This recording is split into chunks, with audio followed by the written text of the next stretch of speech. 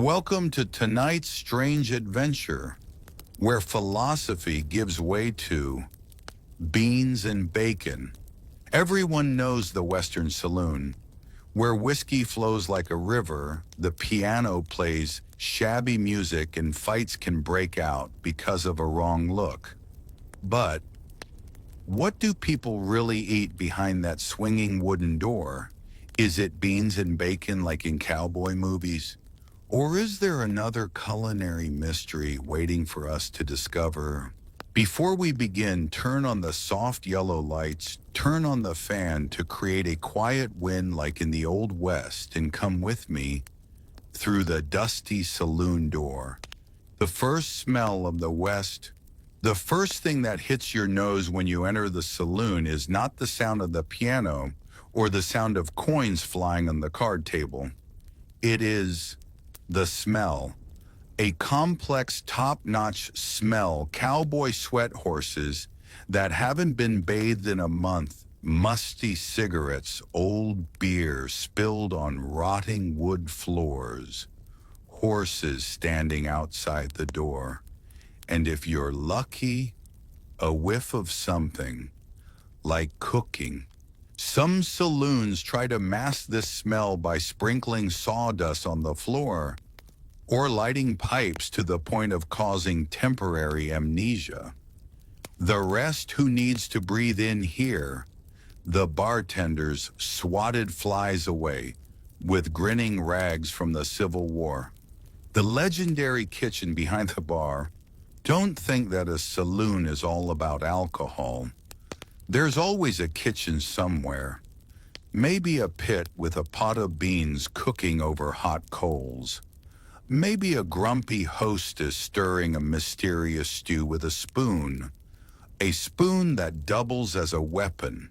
The menu simple, no wooden board, no waiters. There are only a few shabby tables and chairs and a long counter, where you can eat, drink, and argue, even all three at the same time. If you are familiar, the chef will shout beans or stew, and you will nod. If you are a stranger, all eyes are fixed on you as if to ask, will he pay before he collapses? Beans, the uncrowned king of the saloon kitchen. The main food beans, pinto, black, white, as long as they are dry boil and do not go away on their own. Beans survive every gunfight, every rainy night, every drunken chef.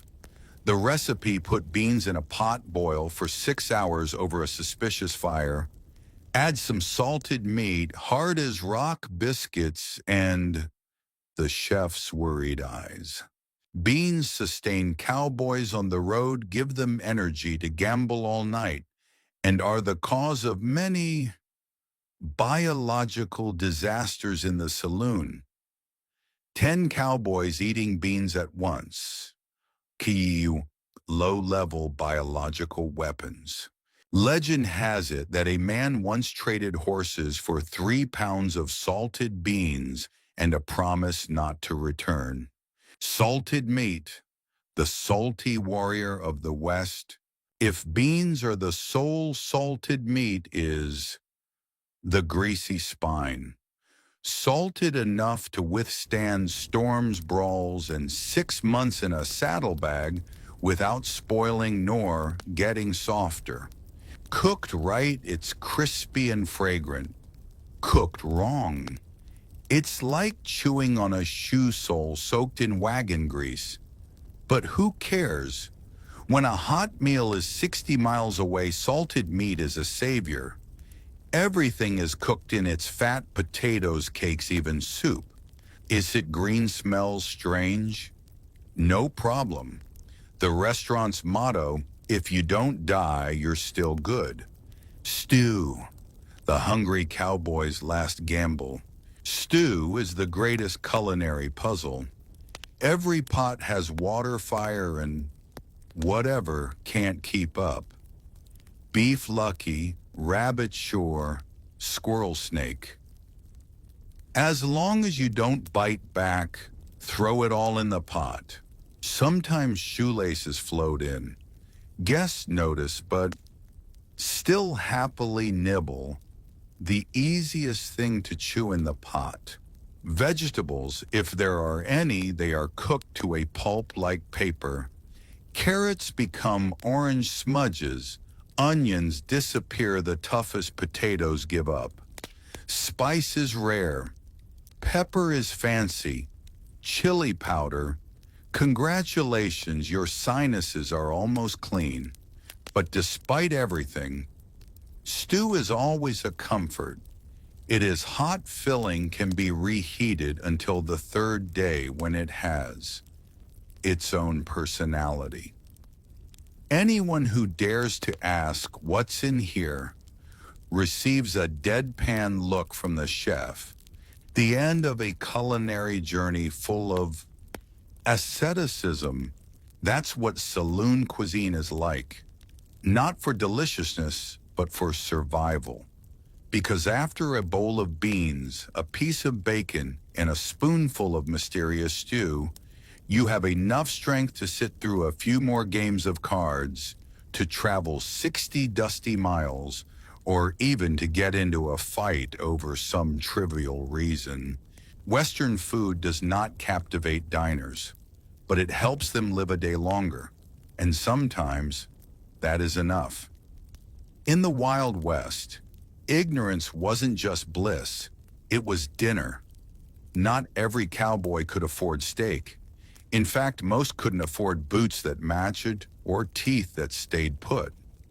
But almost every saloon, no matter how dusty, questionable, or half-burned, had one thing bred like food to soak up whatever liquid luck was boiling in the kitchen. And this bread usually came in one of two forms: biscuits, soft, flaky, and warm if you were blessed by the food gods that day. Hardtack, basically bread's undead cousin that refused to die. Let's start with the biscuits. When done right, which was rare but practically religious, they were warm, buttery, and flaky enough to make a hardened outlaw believe he'd stumbled into heaven's breakfast buffet. Cooks who could make good biscuits were local legends.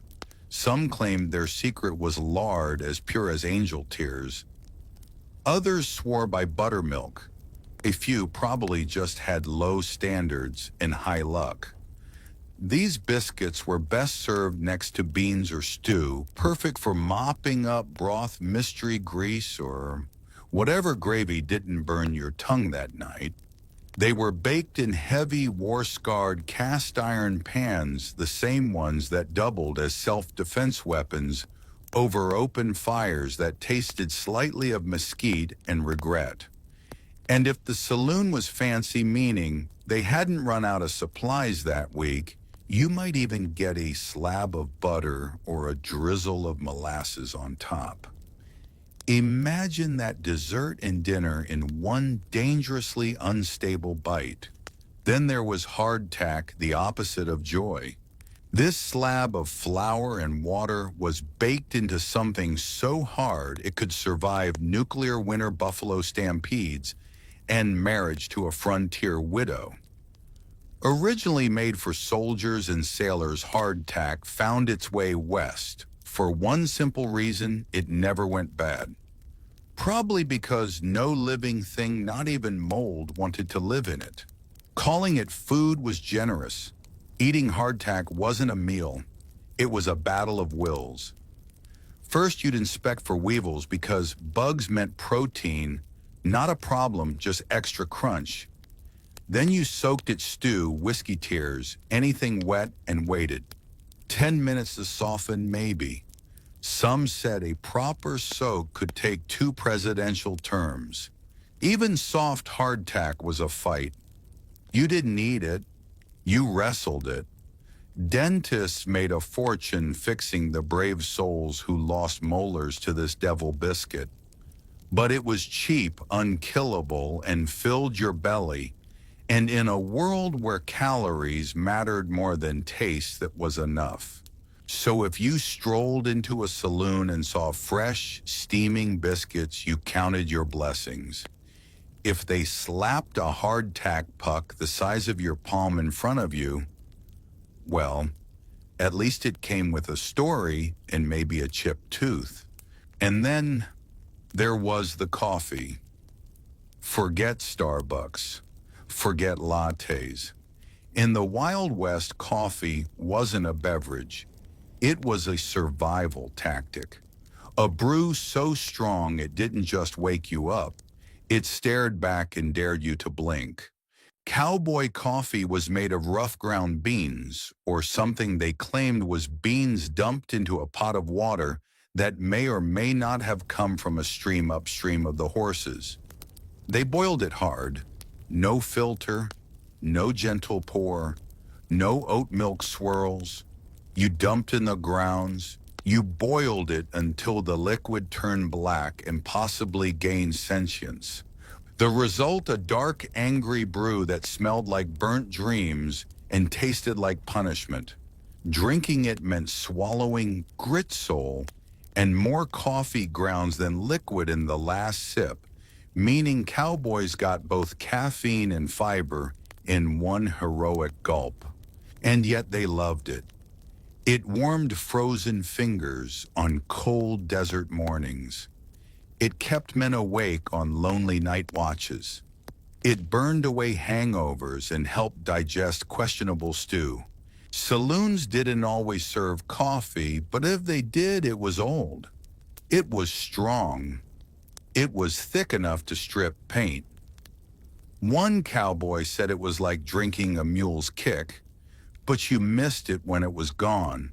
Some places reheated the same pot all day long, resulting in the boldest brew west of the Mississippi, thick as tar and twice as bitter.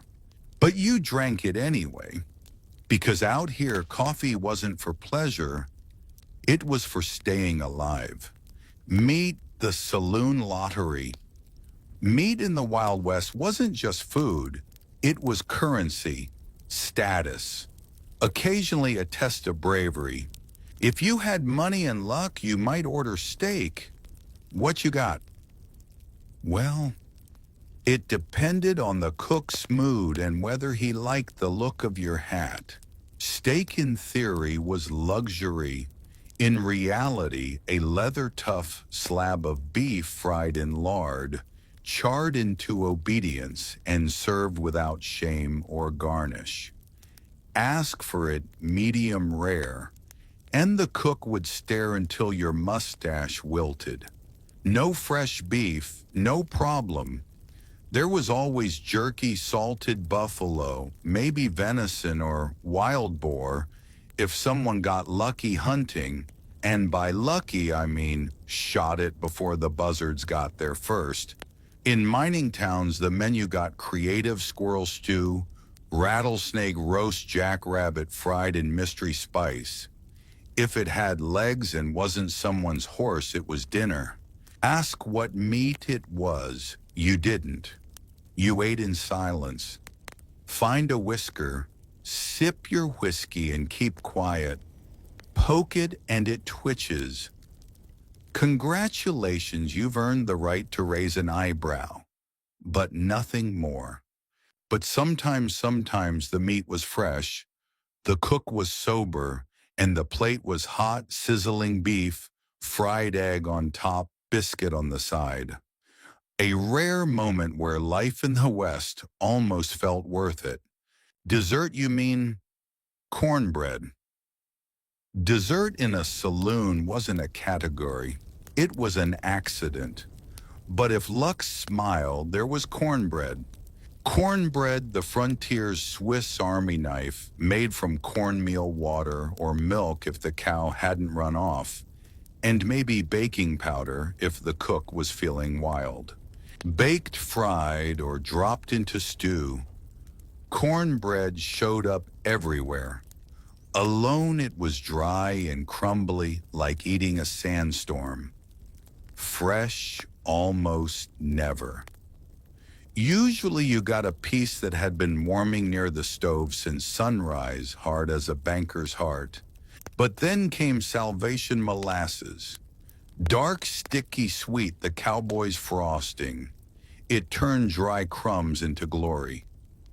If a saloon had molasses and warmed it before serving, you were practically dining at a five-star frontier joint. Cornbread with molasses was the outlaw's cake. No frosting, no sprinkles, just grit grain and gooey joy after a long ride or a lost poker hand. And that was enough, because in a life of dust, danger, and desperate stew, sometimes you just needed a bite that reminded you the West wasn't all death and dirt. Wild West saloon food, a gamble on a plate. In the Wild West, eggs weren't so much cooked as they were punished.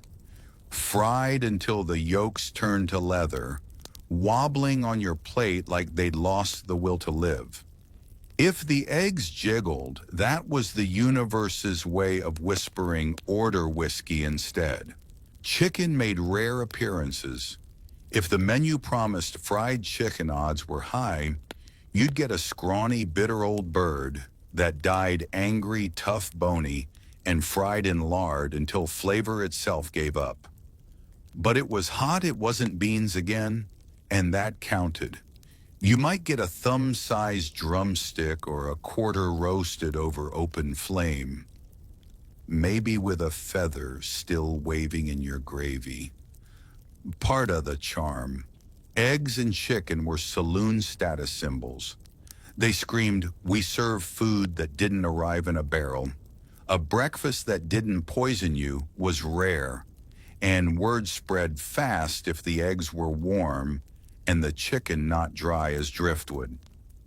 But if they gave you food poisoning, well, that was just the West reminding you who ran the show.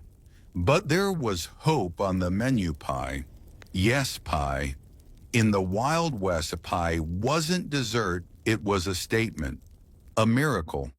If you saw one steaming on the bar, golden crust glinting in the lamplight, you knew this saloon cared. Someone in that filthy kitchen actually tried. That was practically a love letter in a land of bean mush and burned pork. Now don't imagine a perfect lattice-top beauty filled with fresh-picked fruit. These pies were ugly, crust uneven, filling made from canned or dried fruit, sometimes barely warm. Whipped cream. Not unless a cow wandered into town behind you. Apple, peach, berry, the holy trinity.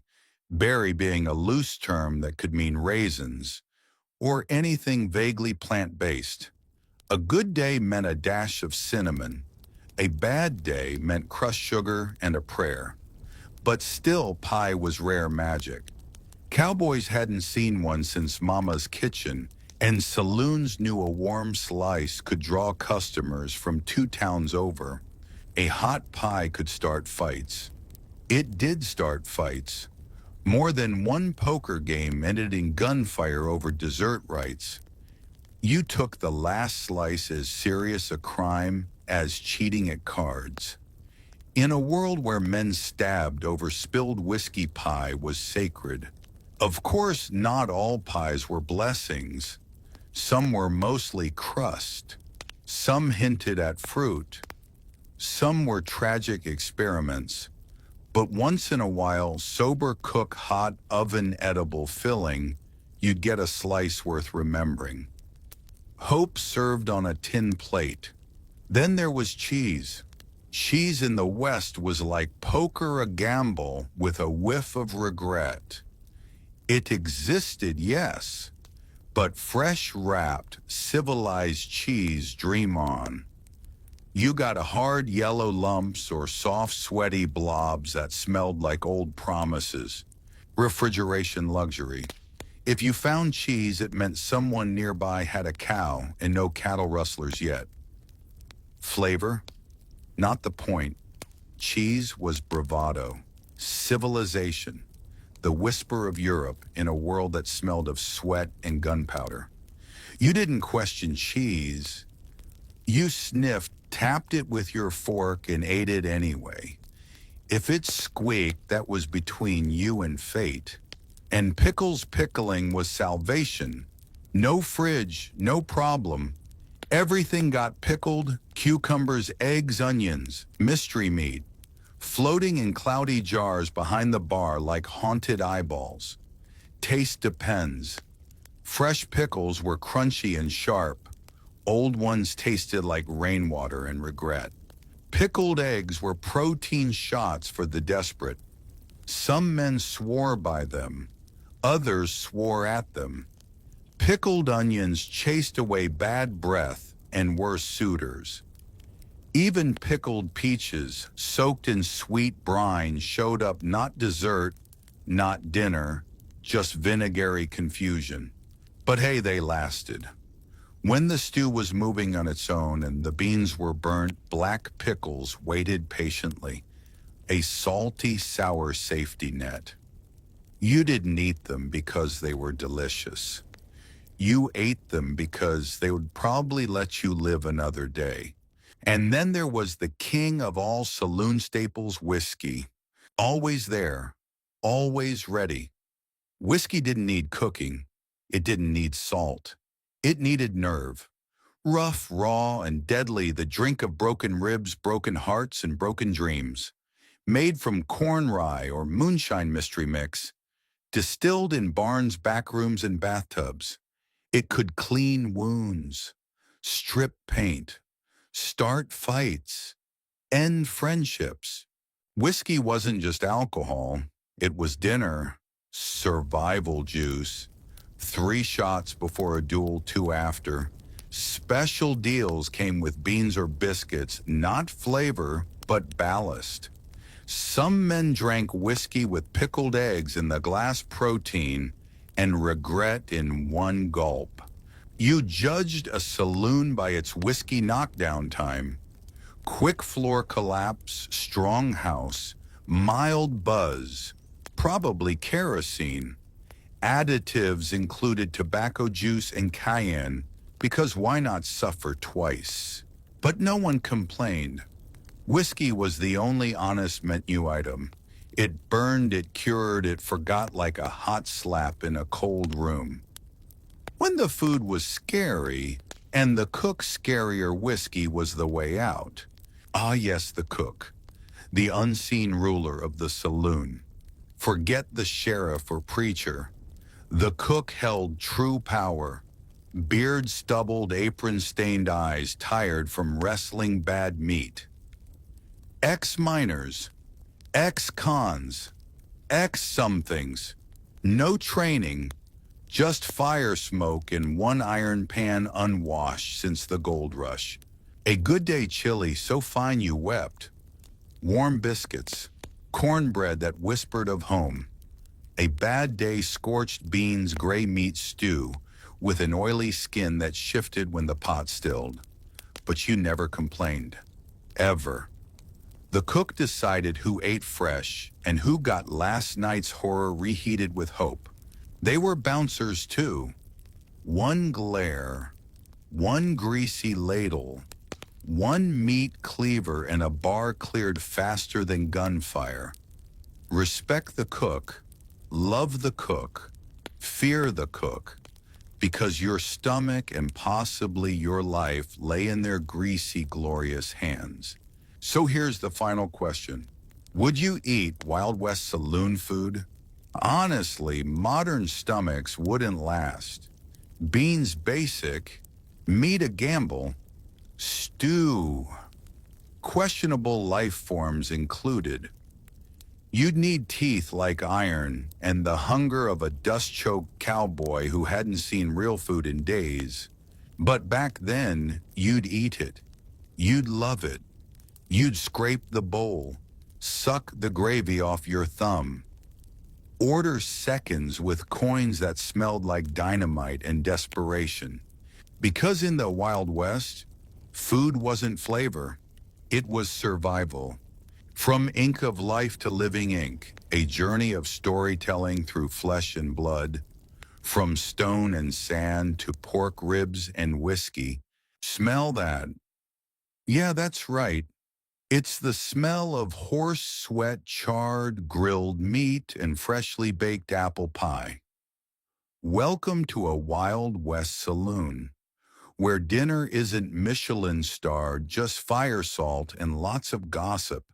There you can laugh heartily with strangers, curse the chef without holding back, clink whiskey glasses like keyboard warriors before social media. And if you're lucky and with a slice of apple pie and a remarkable story to retell, because the food in the saloon isn't fancy, it's greasy, rough, and real. In a world where things are wilder than the imagination of cowboy movies, that's enough. Rewind from tattoo hipster to Ice Age needle. Before ink on skin was hyped as a symbol of rebellion in EDM blasting tattoo parlors, it used to be ancient marks etched on the body, not for fashion, but for survival. Don't believe it? Meet our frozen friend Otzi the Iceman. Discovered in 1991, lying intact in the ice between the borders of Austria and Italy, Otzi's body had been dormant for over 5,000 years. Older than the pyramids, older than Stonehenge.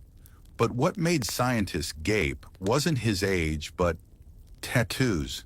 A total of 61 tattoos, all dots and lines running along his spine around his knees and ankles.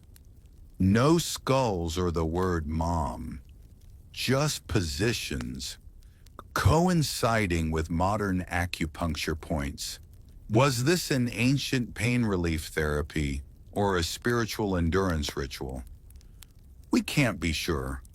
But one thing is clear, humans have been etching meaning onto their skin since before there was a calendar. From Egyptian dance to the power of fertility, in ancient Egypt, women, especially dancers and priestesses, were the first living ink devotees. The tattoos weren't butterflies or ex-boyfriends' names, but sacred symbols usually located around the abdomen, thighs, and breasts. The purpose to protect during childbirth, increase fertility, or ward off evil spirits. A form of spiritual armor worn for life. In Nubia, the southern region, mummies were excavated, showing animal tattoos such as crocodiles and cows, symbols of strength and survival.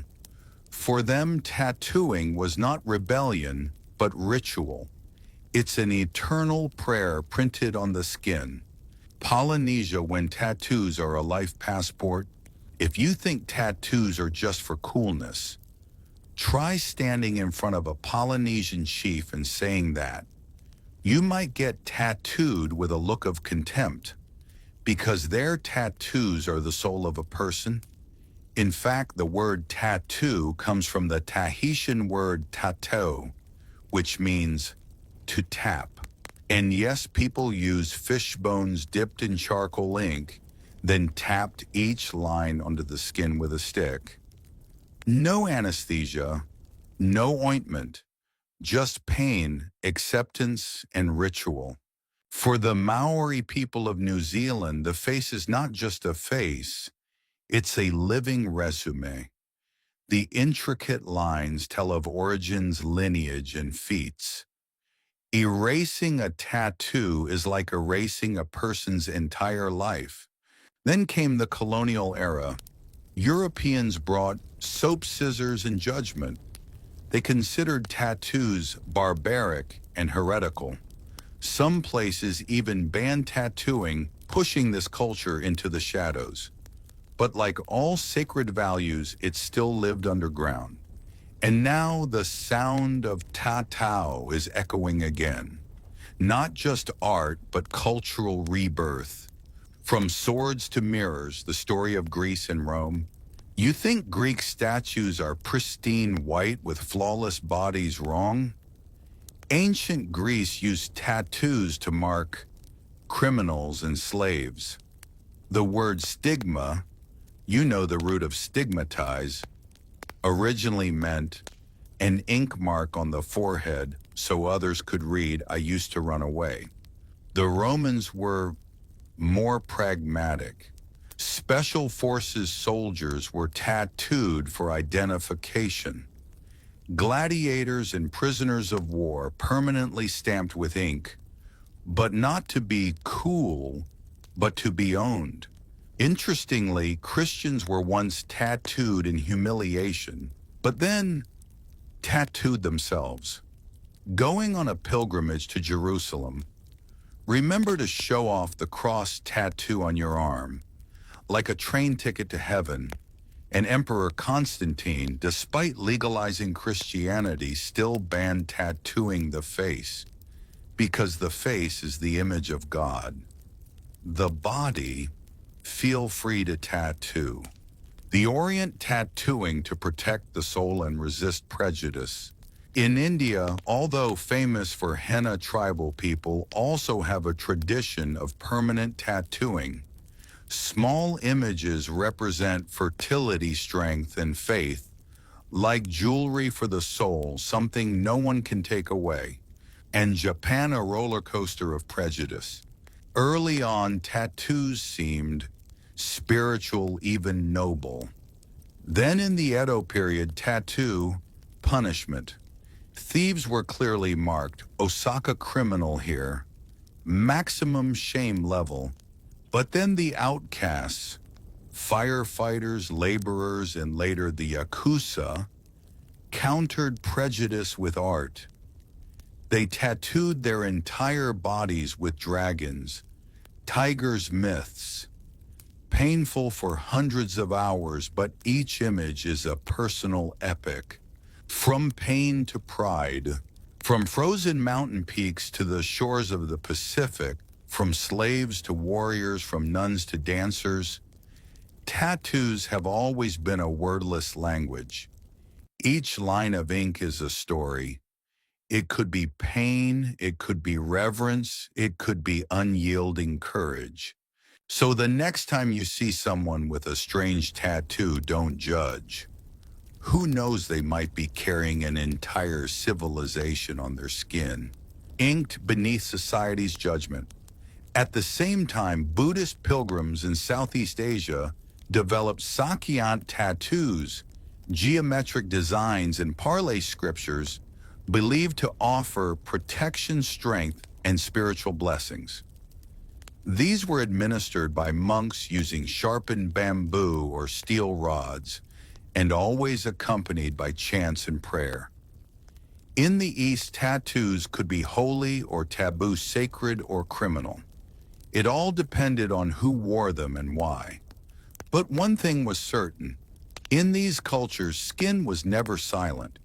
It spoke of power, punishment, prayer, and pride.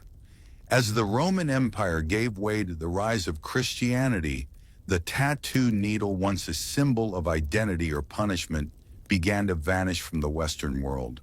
Why? Because in the eyes of the church, the body was no longer just flesh. It was a temple, and temples apparently weren't meant to be scribbled on. The early Christians had a complex relationship with tattoos. On one hand, some groups adopted tattoos as declarations of faith. Pilgrims traveling to Jerusalem would have small crosses tattooed on their wrists to signify their devotion, a permanent spiritual passport. These were symbols of endurance and survival, proof they had made the sacred journey and lived to tell the tale. But that was the exception, not the rule. By the early Middle Ages, the dominant message coming from religious authorities was clear. Marking the body was a pagan practice, and pagan meant sinful. The Bible, specifically Leviticus 19:28, was often cited, "You shall not make any cutings in your flesh, for the dead nor tattoo any marks upon you. I am the Lord." That single line was enough to bury an entire art form across much of medieval Europe. Tattoos became synonymous with heathenism, witchcraft, and heresy. Not something you wanted associated with your name during the Inquisition. In monasteries and Christian kingdoms, tattooing virtually disappeared, reduced to whispers and superstition. But even in this era of suppression, the ink never truly dried. In the far reaches of the Byzantine Empire, some Christian sects still practiced religious tattooing, small crosses etched onto hands and arms, often to protect against Islamic enslavement. In Ethiopia, Coptic Christians maintained tattoo traditions as well, marking young believers with sacred symbols as part of spiritual rituals. And among crusaders, the knights who marched to the Holy Land tattoos made a quiet return. Some etched small crosses on their bodies, not just as spiritual protection, but so that if they died in battle, they could be buried as Christians, their faith visible even in death. So while the medieval West tried to erase the art of tattooing, it never quite succeeded. The ink hid in monasteries, pilgrim trails, and desert churches, waiting patiently like a buried relic for its time to rise again. As the age of exploration dawned and wooden ships began slicing through unknown oceans, tattoos found a brand new canvas. Sailors. And these weren't royal court artists or tribal shamans. These were rough men calloused by salt and superstition who began decorating their bodies with anchors, mermaids and crucifixes. But how did tattoos return to Europe after centuries in exile entered the 18th century voyages of Captain James Cook? When his crew arrived in Paulina, they encountered entire societies marked in ink. Intrigued and amazed, many sailors got tattooed themselves both to honor the cultures they encountered and, let's be honest, to prove they'd been somewhere exotic. Returning to port with tattoos wasn't just fashionable. It was a kind of resume, a living record of where you'd sailed and what you'd survived. Soon tattoos became the unofficial uniform of the seafaring class. But it wasn't just about style. It was steeped in superstition. An anchor on the forearm symbolized stability. A pig and a rooster, often tattooed on the feet, were believed to prevent drowning, since those animals were kept in wooden crates that floated during shipwrecks. Some sailors even tattooed "hold fast" across their knuckles, hoping it would give them the grip to survive rough seas and tangled ropes. And then there were the religious icons. Crosses on the back, the Virgin Mary over the heart. Sailors believed these tattoos offered divine protection, an extra layer of spiritual armor when the ocean turned against them. As these inked-up sailors filtered back into European and American ports, tattoos spread with them not to the nobility, but to the fringes, dock workers, soldiers, convicts. Tattoos were now the language of the lower classes, the drifters, and the daring. Still, they held meaning. In the U.S. Civil War, soldiers began tattooing their names and regiments on their arms, a grim preparation in case they died in battle and needed identification, a small, painful insurance policy in a world without dog tags.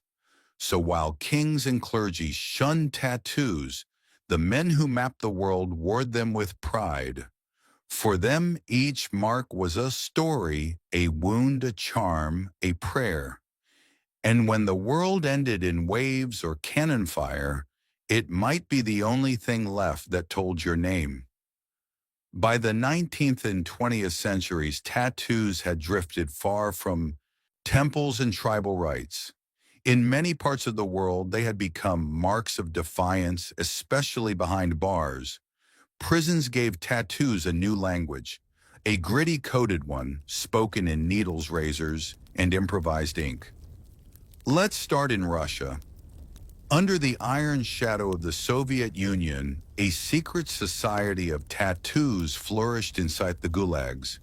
These weren't decorative. They were biographical, symbolic, ruthlessly hierarchical. a star on the shoulders. That meant you commanded respect. Barbed wire around the neck. You were a lifer never getting out. A cathedral with domes on your chest. Each dome represented a sentence served. The tattoos told your crimes, your rank, your defiance. But break the code or wear a symbol you hadn't earned, and you might find it carved off forcibly with a knife. In Japan, the Yakuza transformed the art of irumi, once a punishment, into a badge of honor. Full-body suits of dragons, koi-ish, and samurai warriors, covered skin from shoulder to ankle, often hidden beneath business suits. Getting tattooed wasn't just an act of rebellion. It was a rite of loyalty, painful, expensive, and permanent. In the West, prison tattoos carried their own meanings. In American jails, a teardrop beneath the eye might signal that you've committed murder, or in some cases, lost someone close. Cobwebs on the elbows could symbolize long sentences, dots on the knuckles, numbers, acronyms, entire identities rewritten in ink, hidden from guards but clear to anyone fluent in the language. These tattoos were often done with smuggled sewing needles, paper clips, and pens melted into ink. There was no glamour here, just pain and symbolism. For many inmates, it was less about art and more about identity, proof that you belonged or a warning that you didn't. Outside prison walls, these tattoos carried a heavy stigma. They marked you as dangerous, untouchable, beyond redemption.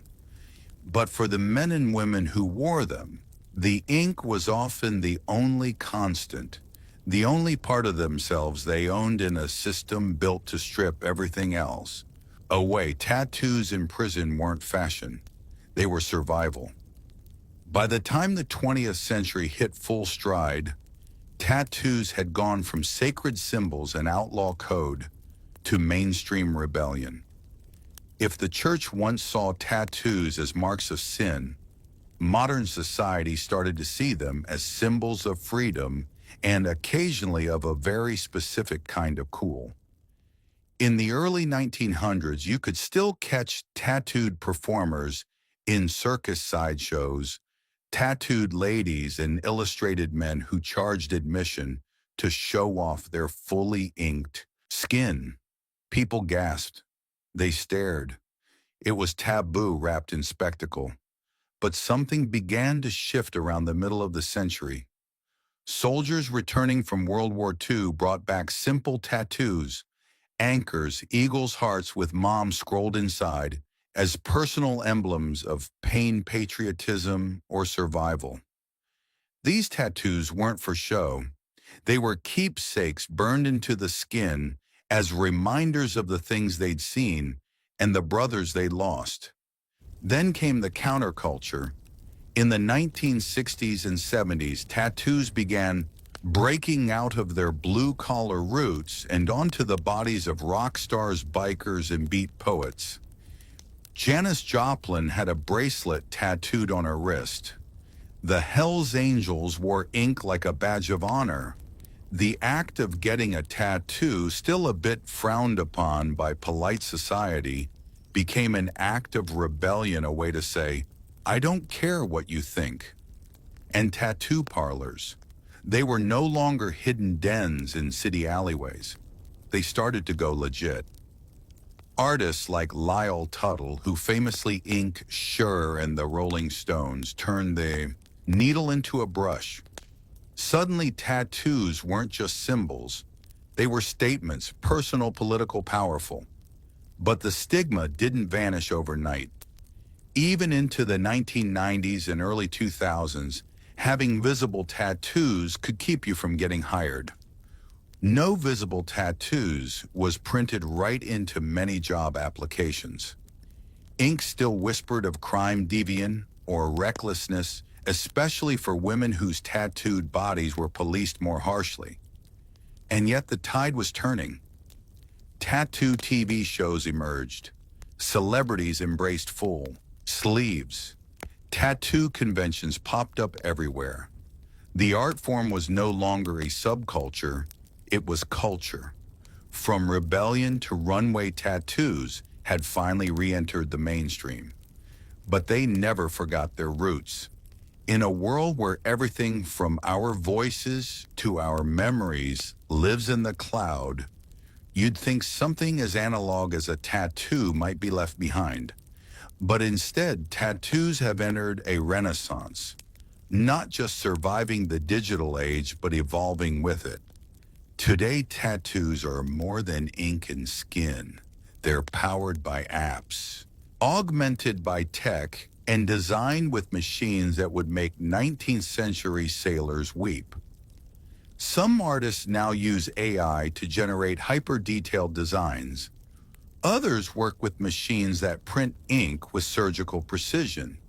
And then there's the rise of smart tattoos, experimental patches embedded with sensors capable of tracking vitals, controlling devices, or even lighting up with LED ink.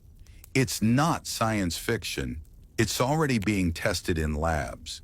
But even without the tech, tattoos are booming. What was once taboo is now celebrated across professions, genders, and cultures. Doctors have full sleeves. Teachers wear wristbands of ink.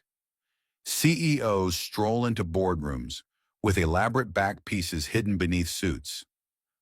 Social media has democratized the art form. A tattoo in Seoul can go viral in Seattle. Artists build global audiences overnight, and customers can book a session with the tap of a phone. And yet the meaning behind tattoos hasn't disappeared. If anything, it's become more personal. People now tattoo sound waves of loved ones' voices, coordinates of where they met their partners, portraits of pets' constellations from their child's birth night, quotes in forgotten languages etched forever to remember, to heal, to belong. Cultural tattooing is resurging too. Indigenous communities from the Arctic to the Andes are reviving ancestral designs, reclaiming identity through skin. What was once suppressed is now proudly worn, a walking act of remembrance. Of course, debates still rage. Is it art or trend, sacred or superficial? Can you truly own your story if it's filtered through algorithms and likes? But maybe that's the point. Tattoos have always lived in that gray area between pain and beauty, permanence and transformation. They are both primal and futuristic, a whisper from the past and a declaration for tomorrow. And as long as humans crave meaning, memory, and mark-making, tattoos will endure. Beneath the surface, ink will always speak even when words cannot. Before empires clashed and blood soaked the sand. Before kings trembled at her name, Tamias was simply a daughter of the wind. Born to the raw, open steppe, the land she came from was not gilded in marble or echoing with philosophy. It was brutal, free, and endlessly vast. This was the world of the massage, fierce nomadic horse archers who rode like spirits of the plains, their lives shaped by survival, honor, and war. We know little of Tomias's childhood, but we can imagine the rhythm of it. She would have learned to ride before she could run to shoot, before she could speak in full sentences. Among the massage girls were not caged in, tense or veiled by silence. They trained beside the boys, rode with the warriors, and grew up with iron in their blood. To lead one had to bleed, and Tomias, even as a young woman, bled for her people. Her tribe worshipped the sun, and sky lived off their herds and buried their dead with weapons ready for battle in the afterlife. They had no cities, no golden temples, but they had pride. And when enemies approached, they met them not with prayers, but with arrows. Tamias likely came to power after the death of her husband who may have ruled the tribe before her. But what's certain is that when the moment came, she didn't inherit leadership. She seized it. In a time when most women were considered property, Tomius commanded an army. She negotiated with kings. She dared to speak as an equal. And if they didn't listen, she made them.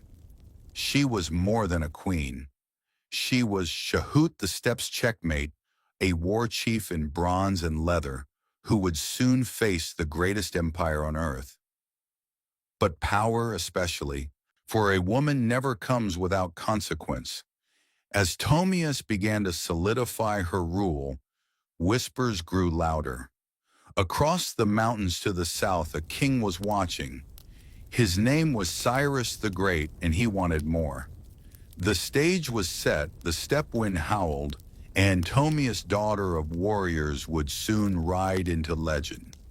While Tomius reigned over the open steppes far to the south, a different kind of power was rising. Structured, imperial, relentless.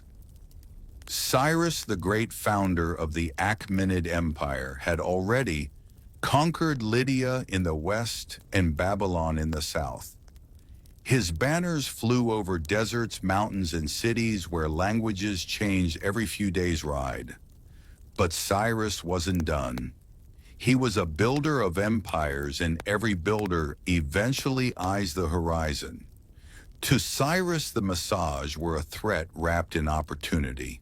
They weren't rich in gold or cities, but they controlled the northeastern frontier, and that meant access to key lands, resources, and trade routes.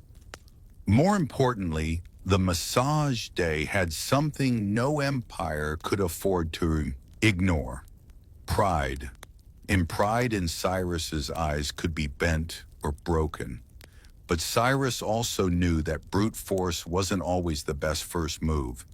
He had a reputation for cleverness, diplomacy, and strategic trickery. So he tried a different approach, one that kings before him had used to dissolve threats without a single drop of blood. He proposed marriage. According to ancient sources, notably, Herodotus Cyrus sent envoys to Tomius, offering an alliance through matrimony. On paper, it was a royal match: the great king of Persia and the warrior queen of the Mahete. But Tomius wasn't naive.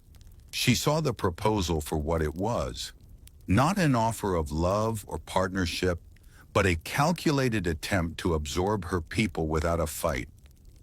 She declined, and that rejection didn't sit well in the halls of Peloponnesus.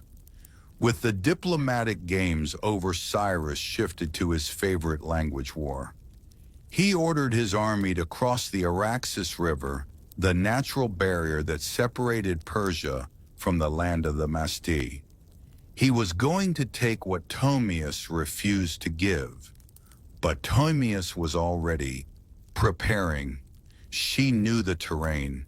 She knew how her people fought on horseback, fast and furious. And most of all, she knew Cyrus wasn't just coming for land. He was coming to crush a woman who dared to say no. The world's most powerful king had declared war, but he had no idea what kind of fury he had just awakened on the steppe. Cyrus, the great master strategist and seasoned conqueror, believed he could outwit us. He had faced kings, crushed cities, and subdued nations. To him, the Massage were little more than wild nomads with fast horses and no cities to defend. He didn't realize he was stepping into the path of someone just as cunning and far more furious. Tomius had warned him. After rejecting his marriage offer, she sent a clear message: cross the Araxes River and you will regret it. But Cyrus crossed anyway, building a bridge of boats to carry his army into Massage land. Instead of striking immediately, Tomius pulled her forces back, luring Cyrus deeper into unfamiliar terrain. The Persians found an abandoned camp well stocked with food and, more importantly, wine, a luxury the nomadic Massagette rarely indulged in. It was a baited trap, and Cyrus took it perhaps thinking the enemy had panicked and fled. Inside the camp, he left a portion of his army under the command of General Harpagus, a trusted officer. As the Massachets returned under the cover of night, they fell upon the drunk and unsuspecting Persians with deadly precision. The battle was brutal and swift. Among the dead was Sparapaces, Tomios' son, and a massage commander. Accounts differ on what happened next. Some say Sparapaces was taken alive and, realizing his capture, begged for death and took his own life. Others claim he was killed in the fighting. But all agree. When news reached to something inside her, shattered and then turned to steel. Her grief was volcanic, but her rage that became legendary. She sent another message to Cyrus. This one wasn't a warning. It was a vow. "You may be a glutton for blood," she said, "but I swear I will give you your fill." She promised to make the sea ground run red with Persian blood, and her vengeance would not be quiet. Cyrus had taken her son. He had violated her land. Now he would meet not the queen of the mass, but the mother of a slain warrior, and the last face he would ever see. The next battle would not be a skirmish. It would be an execution. The sun rose over the plains like a blade sharp and blinding.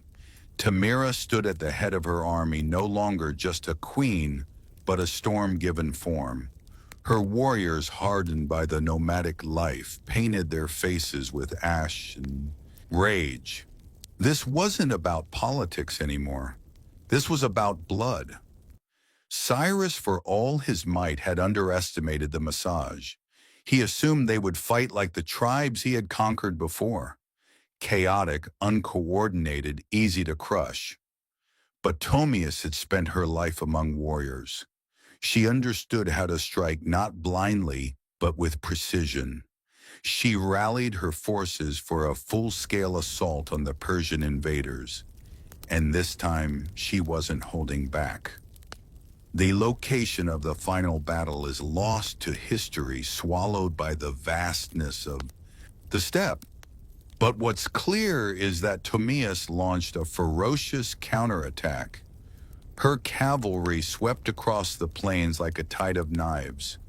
They fired arrows from horseback, closed in with axes, and fought like people with nothing left to lose. The Persians, battle-hardened, disciplined, and experienced, weren't expecting this level of organized fury. Tomius didn't just lead her troops. She fought beside them.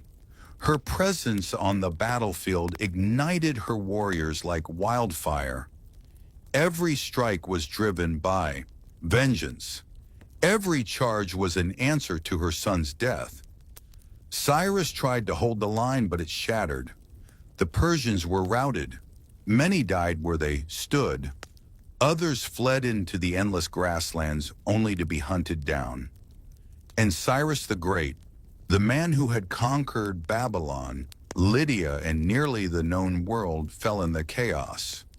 Whether he was slain in combat or captured and executed depends on the version told, but either way, he died on Tomius's terms.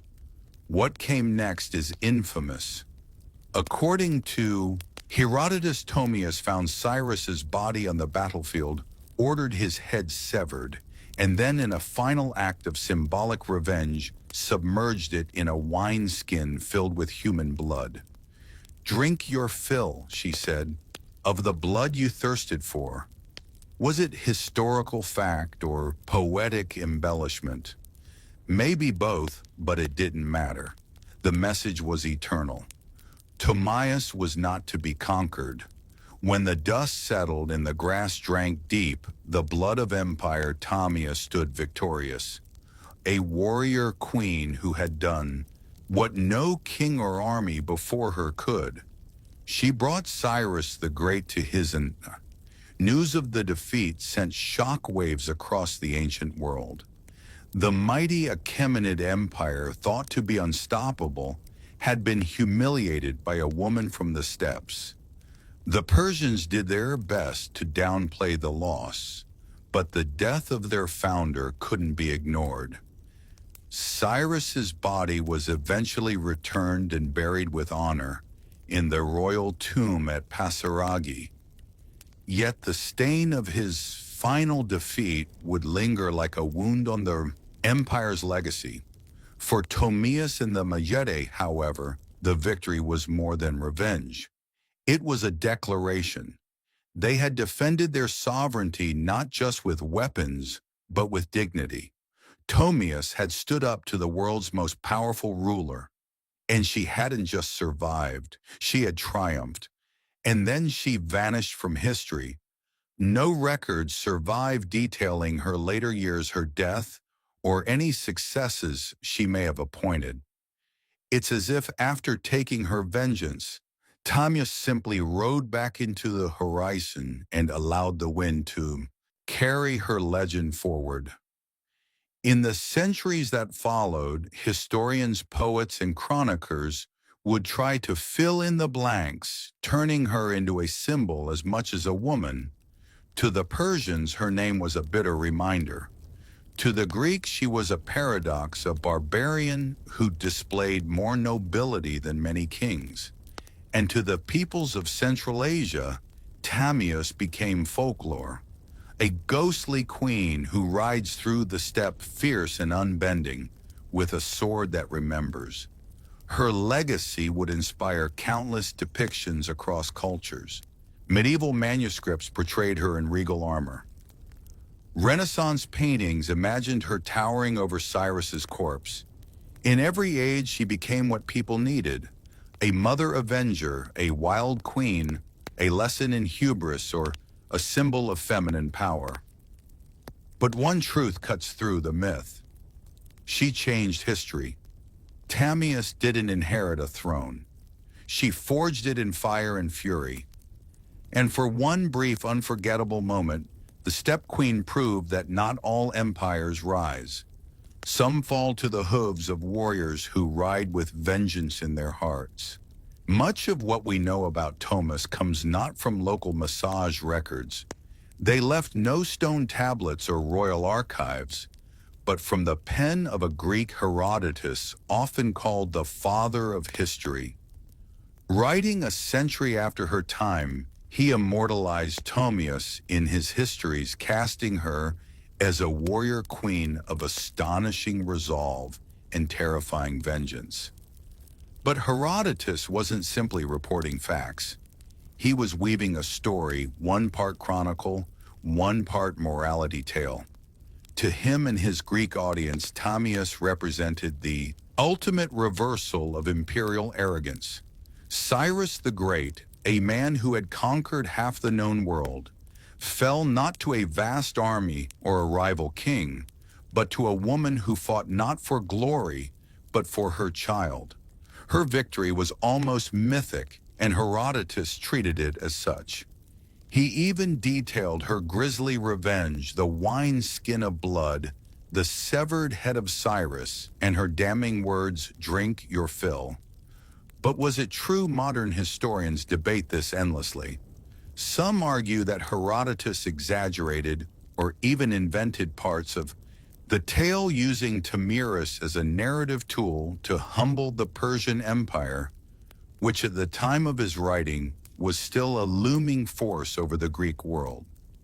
Others believe that while the blood wineskin episode might be symbolic, the core event, Cyrus's death at the hands of Tamiris, likely did happen. There's also the question of bias. Herodotus, for all his insight, often filtered foreign cultures through a Greek lens. He portrayed the Maset as wild and free, yet noble and exotic mirror to Greek ideals of honor and liberty. Tamias, in that frame, wasn't just a barbarian. She was a moral counterweight to Persian ambition. Still, even if details blurred over time, Herodotus succeeded in one thing. He ensured Tamias would not be forgotten. Because of him, she became more than a historical footnote. She entered the realm of legend where facts soften, but impact sharpens. And in that space between myth and memory, Tomias's story found a strange kind of immortality. In a world dominated by kings and conquerors, Herodotus left us a queen who refused to kneel and left her enemies bleeding in the sand. Though she may have slain one of the ancient world's most iconic emperors, Tamias never ruled an empire herself. She didn't build cities of stone or inscribe edicts on golden tablets. Her people, the Magi, were nomads living not by walls, but by the rhythms of the land, the sky, and the horse. This meant that Tomias's legacy was never institutionalized. There were no marble busts or royal coins bearing her likeness, no archives to immortalize her, decrees. Instead, her story passed on, as stories do, on the Step Through Firelight song and the whispered awe of warriors. The Mage were one of many powerful tribes of the Central Asian steppes. Their cousins included the Sayans, the Saka, and the Dahai, all expert horse archers who roamed the lands between the Caspian Sea and the borders of ancient China. These tribes were feared by empires for their mobility, unpredictability, and ferocity in battle. Tomias, as a female leader among them, was rare but not entirely unique. Steppe culture, unlike many sedentary civilizations, allowed women far greater freedoms. Women rode, hunted, fought, and even led. Among the Scythians, graves of female warriors buried with weapons, armor, and horse gear have been found by archaeologists, confirming that the stories of fierce steppe queens were more than just legend. Tamias stood at the pinnacle of that tradition. Her power didn't come from inheritance or religion.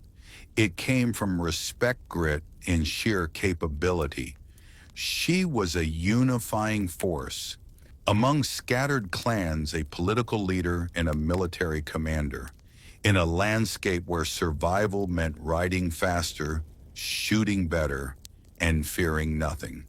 But because the massage left no monuments, Tomias became a kind of phantom queen, her name echoing only in the writings of outsiders and in the oral traditions of the steppe.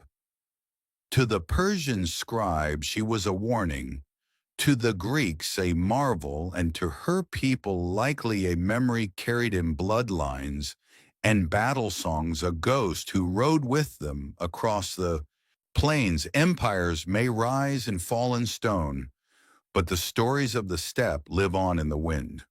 And Tamira's fierce grieving and unbroken became its voice. Centuries passed, and the empires that once surrounded the Massagite rose and crumbled. Cyrus's successors built Persepolis, fought Alexander the Great, and faded into the dusty footnotes of time. But to her legend endured not in the palaces of kings, but in the hearts of those who refused to bow. Across Central Asia, she became more than a queen. She became a symbol of female strength, of resistance, of the untamed spirit of the steppe. In many ways, Tomias embodied a kind of defiance that transcended geography. She was not Roman, not Greek, not Persian, and so her story belonged to no empire. That made her dangerous and inspiring. In the medieval Islamic world, chroniclers occasionally mentioned her name reshaped by language, but never quite forgotten. In some versions, she was praised for her justice and vengeance. In others, she was seen as a savage queen, a reminder that power in the hands of a woman could be both glorious and terrifying. By the time the Renaissance rolled around, European artists rediscovered her tale through the writings of Herodotus. Painters depicted her in elaborate armor, standing triumphantly over Cyrus's lifeless body.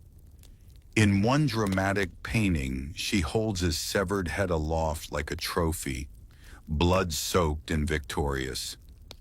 It was theatrical, yes, but also political. These artists were fascinated by the idea of a woman who didn't just survive in a man's world, she won. In the 19th and 20th centuries, Tamias became a nationalist icon in regions like Kazakhstan, Uzbekistan, and Turkmenistan. Poets and educators reclaimed her as a historical heroine, proof that the roots of Central Asian identity were fierce, proud, and deeply feminine. Her name appeared in textbook statues and even military ceremonies. A woman who had once ruled on horseback with a bow in hand was now riding once more, through memory and myth, through rebellion and pride. In a world that still wrestles with the idea of powerful women, Tamias remains a challenge. She wasn't perfect, saintly, or tame. She was decisive, brutal when necessary, compassionate only to those who deserved it. She was resistance in human form, and the blood of empire on her hands was a crown she wore without apology. History tends to favor the builders of monuments, the writers of laws, the kings who carved their names into stone. Tamias did none of these. She left no empire behind, no palace to excavate, no royal seal to decipher, and yet her name still lives. Not because she ruled forever, but because she refused to be erased. She stands as a contradiction to how history often remembers women, not as helpmates or footnotes, but as forces of destiny. Tamias didn't beg for recognition. She took it with blood and fire. She didn't ride behind a king. She rode against one and won. Her story is retold in classrooms from Central Asia to Europe, not simply because she killed Cyrus the Great, but because she dared to defy him. She wasn't defending an empire. She was defending freedom, a freedom that rode on the backs of horses, that hunted with hawks, that slept under the stars, a freedom that could not be neatly drawn on a map. Today, her statues rise from Kazakhstan's capital cities, and her face adorns coins and textbooks. To modern Central Asians, she is a mother of nations, a link to a pre-Islamic, pre-Soviet, proudly nomadic past, a reminder that their identity wasn't born in submission, but in the cry of battle and the gallop of horses. In a world still divided by power, by gender, by memory, Tamias is a beacon not just because she killed a great king, but because she taught us something even greater. That dignity is not given, it is seized. That sometimes leadership looks like a mother grieving her son and refusing to let the killer walk away. We often wonder why some names survive while others vanish. Tamias survived because she was unforgettable. Because in a time when women were expected to disappear into the tents of men, she rose blade in, hand, fury, and heart, and carved her story into the flesh of history. Empires fall, statues crumble, but legends ride. And somewhere in the whispering winds of the steppe, the queen still gallops, unbroken, undefeated, and utterly unforgettable. Long before encryption, keys, and surveillance cameras, there was a simpler concern. How do I keep my stuff safe from nosy neighbors, wandering animals, and ambitious thieves? As human societies shifted from nomadic bands to settled civilizations, possessions accumulated, and with possessions came problems, envy, theft, and the need to secure. The instinct to protect what we value is ancient, primal even.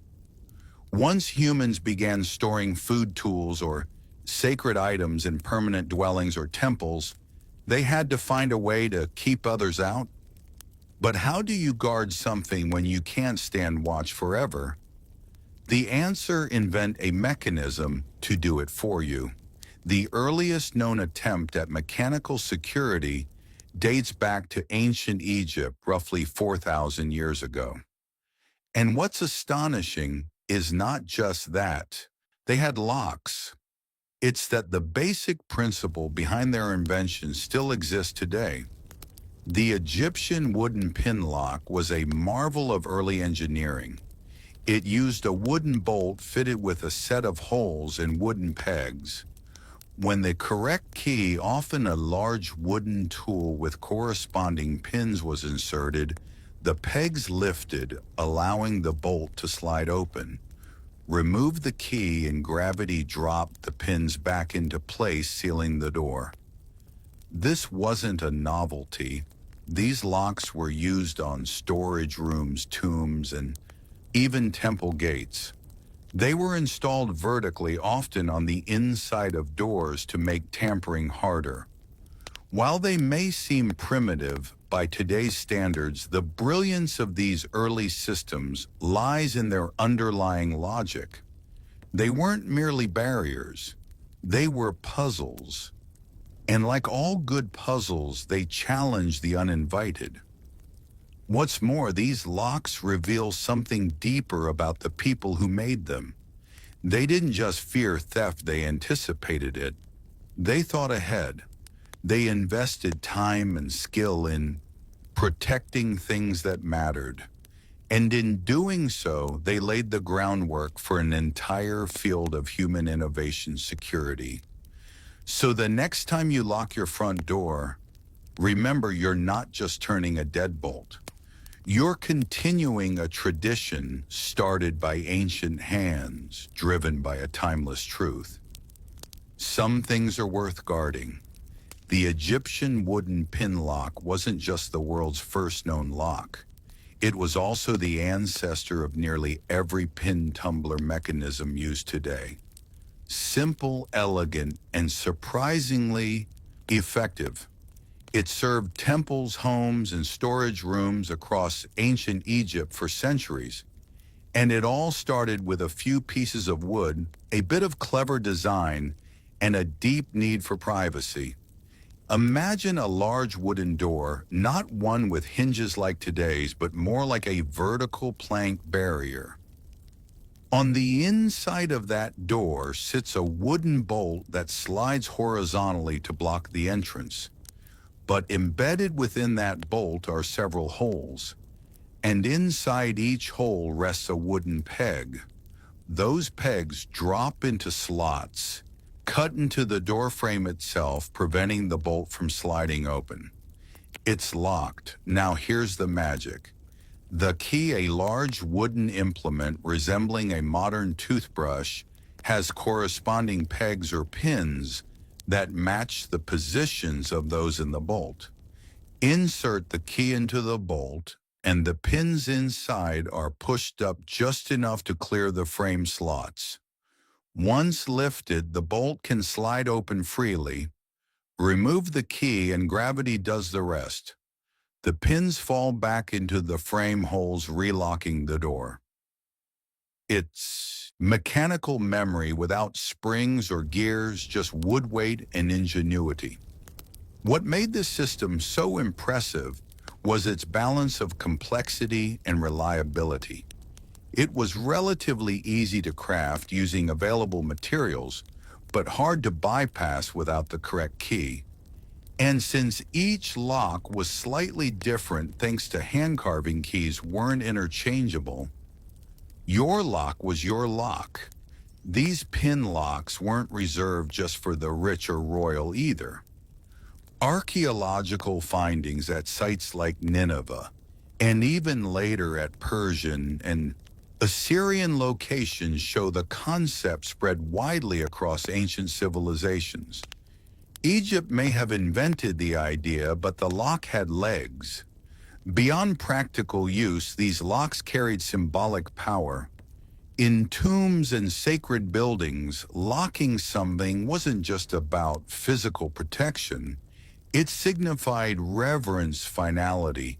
The belief that certain things should remain untouched unless you were worthy enough to possess the key. Security in ancient Egypt wasn't just a function, it was a statement.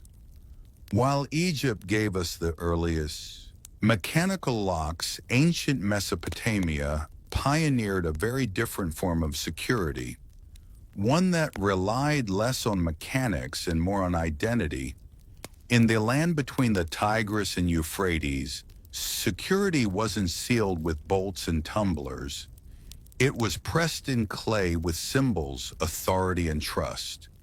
The people of Mesopotamia, including the Sumerians, Akkadians, Babylonians, and Assyrians, developed a method of securing goods not by locking them, but by making unauthorized access visibly impossible.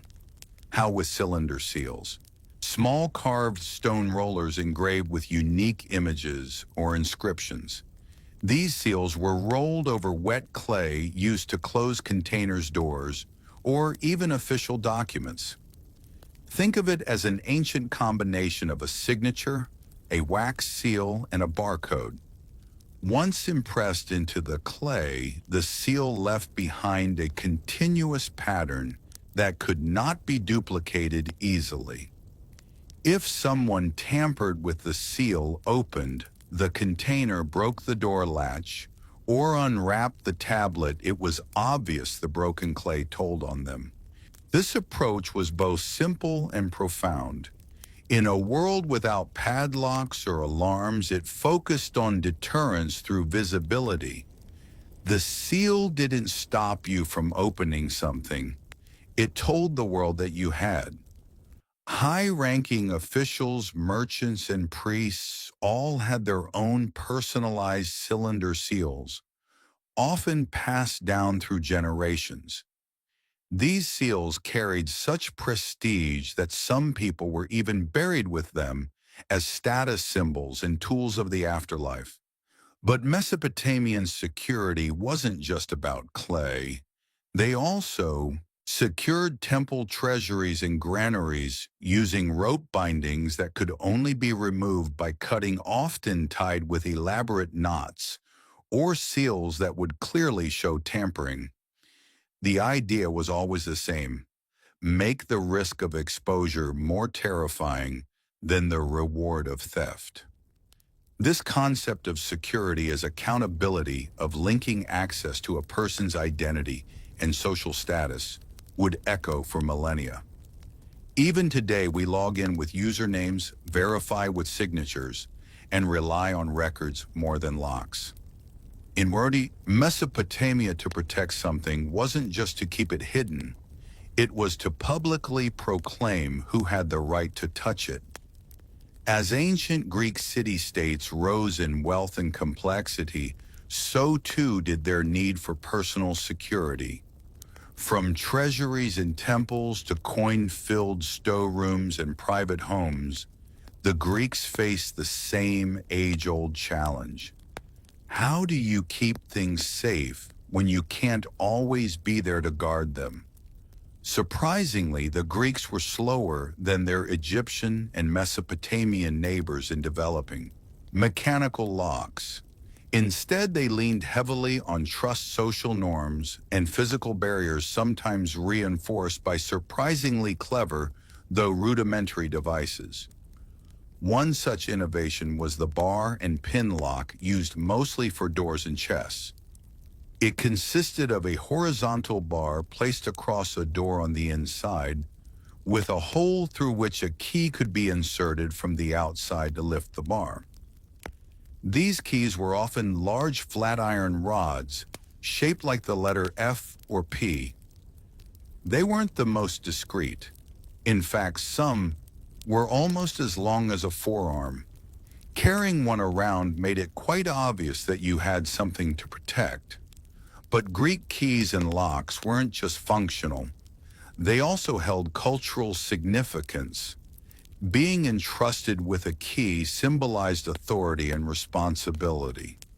In Homer's Odyssey, Penelope is described as holding the key to Odysseus's storeroom, a symbol of her power within the household. However, Greek locks had limitations. They were often crude, easily forced, and dependent on physical size more than subtlety. What truly kept valuables secure was often a combination of concealment guards and communal expectations. In temples and state treasuries, rooms were sealed with rope and wax, with the city-state holding multiple keys, requiring several officials to be present to open a sacred store. Even homes were designed with layered access, multiple rooms, limited entry points, and gates that could be barred from within.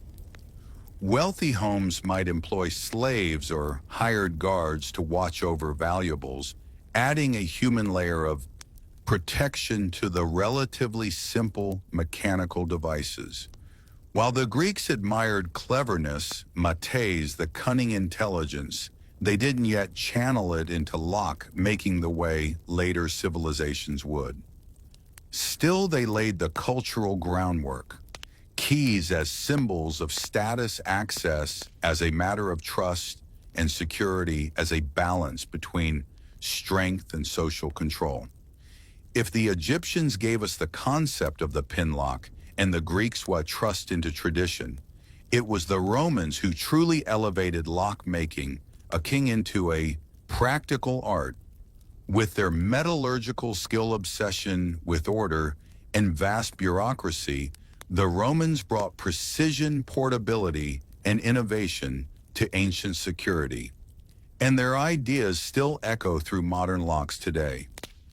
Roman locks were primarily made of bronze and iron, allowing for much greater durability and smaller, more intricate designs than their wooden predecessors.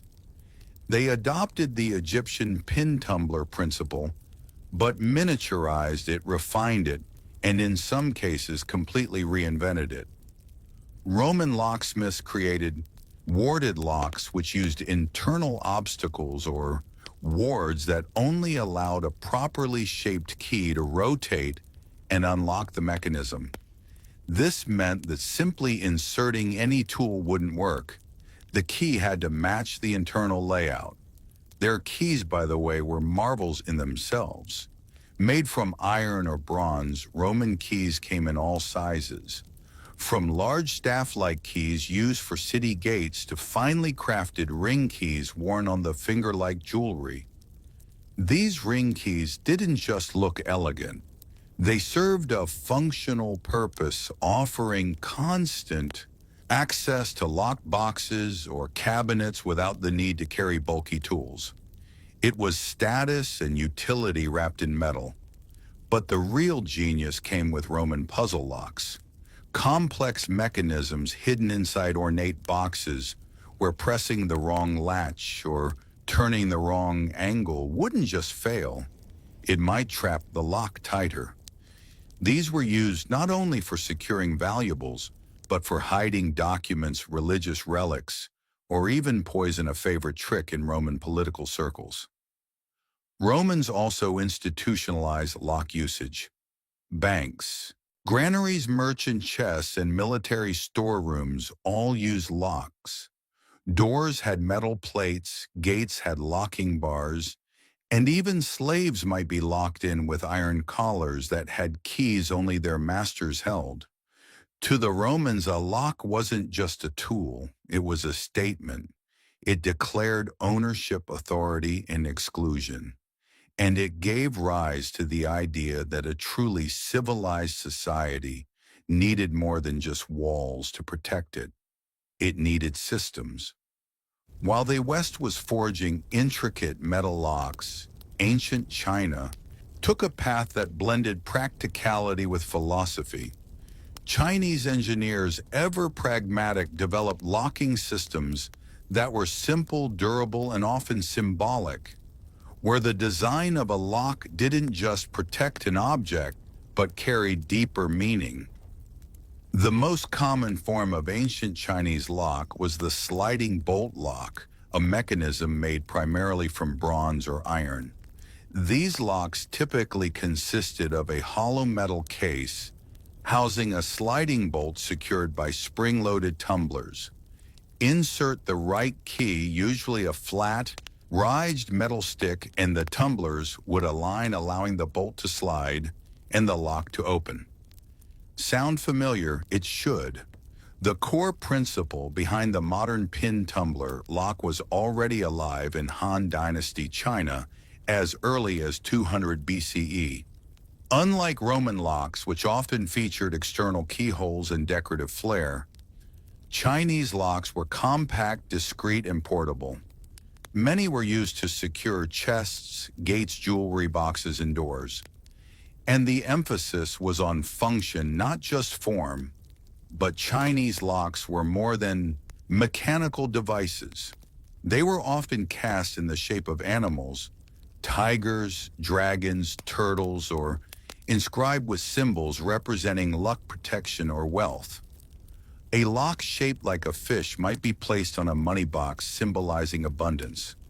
A dragon lock on a door wasn't just for security. It warned intruders that a powerful force guarded what lay beyond. Locks also played ceremonial roles. During weddings, love locks were sometimes used to bind symbolic boxes or chests representing the couple's bond. The key would be handed over as part of the marriage ritual, a gesture of trust and commitment. Some locks, particularly puzzle locks, were designed to confuse thieves. They had hidden mechanisms, false keyholes, or required a specific sequence of movements to open. Not because they were necessarily harder to break, but because they bought time. In ancient times, delay could be the difference between a foiled theft and a successful one. Ultimately, Chinese security culture wasn't built around brute denial of access, but rather harmony between utility symbolism and clever design.